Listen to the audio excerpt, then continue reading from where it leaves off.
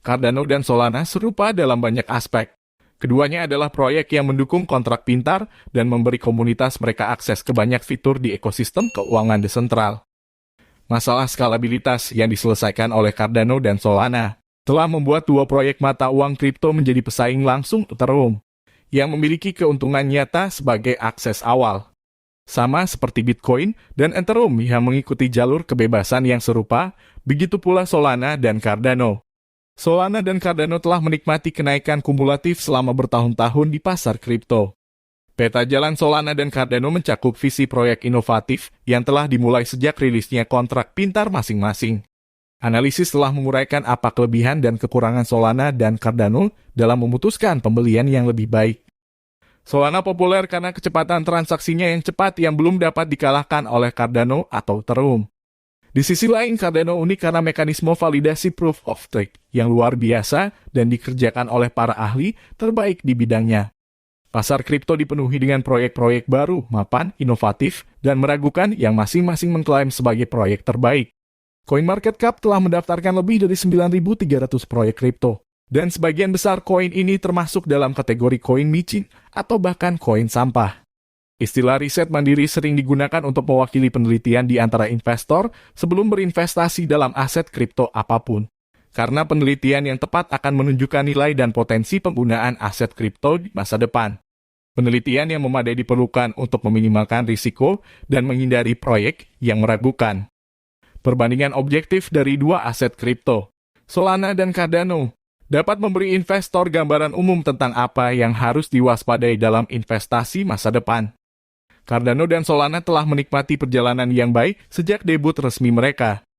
Keduanya telah mencapai ROI yang sebanding sejak inisial coin offering.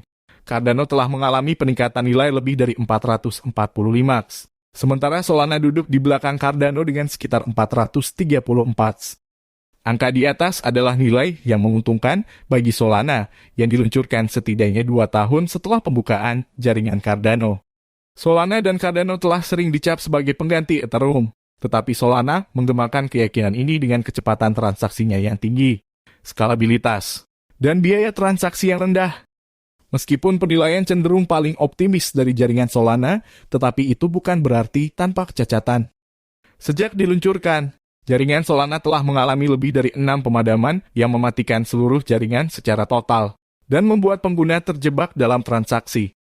Analis menyarankan bahwa tim Solana memprioritaskan skalabilitas daripada keamanan. Setelah pemadaman 17 jam baru-baru ini yang membutuhkan bantuan insinyur dan lebih dari 100 validator. Tim Solana dengan cepat menyalahkan serangan penolakan layanan, dengan mencatat bahwa Solana adalah usaha yang sama sekali baru dan tidak datang dengan mesin virtualnya. Aliran pemikiran lain percaya bahwa pemadaman adalah fenomena umum dalam proyek yang baru lahir seperti Solana. Itulah sebabnya Sergey Zdanov, CEO pertukaran kripto Smojuka, percaya bahwa jika pengguna khawatir tentang skalabilitas, mereka akan meninggalkan Ethereum sekarang. Desentralisasi adalah masalah suci dalam ekosistem kripto dan dengan demikian, perbandingan yang layak ketika berbicara tentang Solana versus Cardano. Mary Tatibowat, kepala pemasaran di Gate.io, mengungkapkan bahwa masalah pemadaman yang dialami Solana memengaruhi kepercayaan. Mencatat bahwa Solana telah menderita lebih banyak masalah sentralisasi pada tahun lalu karena tim telah memilih skalabilitas daripada keamanan. Jaringan Solana sangat bergantung pada Solana Foundation untuk mengembangkan node inti untuk memvalidasi transaksi pada blockchain-nya. Meskipun siapapun bisa menjadi validator di jaringan Solana, tetapi itu terlalu mahal karena teruput transaksi. Realitas di atas mengarah ke tingkat sentralisasi tertentu, yang mungkin mengarah pada pemompaan harga, atau bahkan serangan pada jaringan. Karena kekuatan tersisa tergantung di beberapa individu. Ini adalah kebalikan dari konsep penciptaan cryptocurrency. Kebalikannya adalah kasus di jaringan Cardano yang pernah melaporkan produksi blok terdesentralisasi 100% di jaringan Cardano. Sementara Cardano memiliki batasan tetap pada jumlah token yang akan tersedia. Solana menjalankan sistem moneter deflasi di mana token Sol yang digunakan untuk membayar biaya transaksi dibakar dan dikeluarkan dari peredaran. Kedua kebijakan moneter memastikan harga yang sehat untuk kedua token. Pilihan kripto terbaik untuk dibeli antara Solana dan Cardano dapat lihat berdasarkan apa yang diinginkan investor. Pilihan antara Solana dan Cardano bermuara pada preferensi pribadi setelah kalian mencerna fakta di atas. Investor yang tertarik dengan proyek baru yang telah tumbuh sangat baik pada tahun lalu. Menunjukkan potensi tetapi belum menjalani desentralisasi lengkap dan diketahui mengalami masalah teknis ringan lebih baik berinvestasi pada Solana. Sementara investor yang dapat mengakomodasi pertumbuhan yang stabil meskipun lambat, dengan landasan ilmiah yang terbukti, memiliki peta jalan yang jelas. Meskipun diketahui melewatkan beberapa tenggat waktu, Cardano mungkin merupakan jawaban yang jelas. Solana dan Cardano memiliki peta jalan yang serupa, tetapi pandangan yang berbeda tentang cara menuju ke sana. Cardano menginginkan jaringan yang scalable dan terdesentralisasi sepenuhnya di bawah kendali komunitas.